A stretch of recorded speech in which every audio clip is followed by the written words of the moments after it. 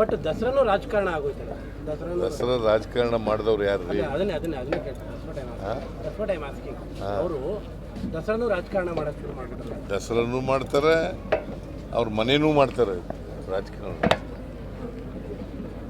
ಸುಳ್ಳು ಹೇಳೋದು ಬಿಟ್ಟರೆ ಇನ್ನೇನಾರು ಬರ್ತದ ಅವ್ರಿಗೆ? ಬಾನು ಮುಸ್ತಾಕು ಒಬ್ಬ ಕನ್ನಡದ ರೈಟರು ಅಲ್ವಾ? ಅವ್ರನ್ನ ಉದ್ಘಾಟನೆ ಕರೆದ್ರೆ ಬ್ರೂಕರ್ ಪ್ರಶಸ್ತಿ ಸಿಕ್ಕಿದೆ ಅವ್ರಿಗೆ. ಎಷ್ಟು ಜನಕ್ಕೆ ಸಿಕ್ಕಿದೆ ಬ್ರೂಕರ್ ಪ್ರಶಸ್ತಿ? ಎಷ್ಟು ಜನ ಸಿಕ್ಕಿದೆ? ಮತ್ತೆ ಅದು ಗೌರವಿಸ್ಬೇಕಲ್ಲ.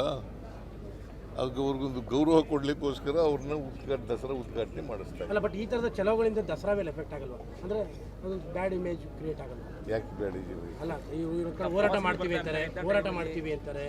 ಈಗ ಕೆಲವರು ಮಾತ್ರ, ಎಲ್ಲರೂ ಮಾಡ್ತಾ ಇಲ್ಲ. ಹೌದು, ಅವರು ಹಿಂದೂಗಳೆಲ್ಲ ಅವ್ರ ಜೊತೆ ಇದ್ದಾರ.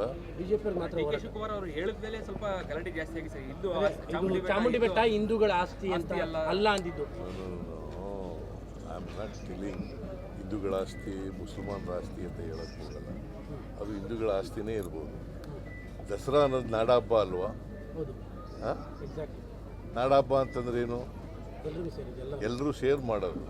ಹಿಂದೂಗಳು, ಮುಸಲ್ಮಾನರು, ಕ್ರಿಶ್ಚಿಯನ್ರು, ಬೌದ್ಧರು, ಸಿಖ್ರು ಎಲ್ಲರೂ ಶೇರ್ ಮಾಡೋದು. ಮಾಡ್ತಾ ಇದ್ದೀವಿ. ಅಲ್ಲ, ಬಟ್ ಡಿ ಕೆ ಶಿವಕುಮಾರ್ ಅವರು ಇದು ಹಿಂದೂಗಳದಲ್ಲ ಅಂದ್ಬಿಟ್ರು. ಅವಾಗಿಂದ ಸ್ವಲ್ಪ ಇದು ಜಾಸ್ತಿ ಆಗೋಯ್ತು. ನನಗೆ ಗೊತ್ತಿಲ್ಲ.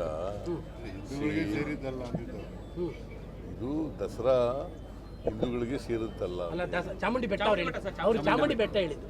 ಚಾಮುಂಡಿ ಬೆಟ್ಟ ಹಿಂದೂಗಳದ್ದಲ್ಲ ಅಂತ, ಹಿಂದೂಗಳ ಆಸ್ತಿ ಅಲ್ಲ ಅಂತ. ನೋಡೆಯಾ, ಇದು ದಸರಾ ಮಾಡೋದು ನಾವು. ಚಾಮುಂಡಿ ಬೆಟ್ಟ ಅಲ್ಲ ವಿಷಯ. ಇಶ್ಯೂ ಇರೋದು ದಸರಾ.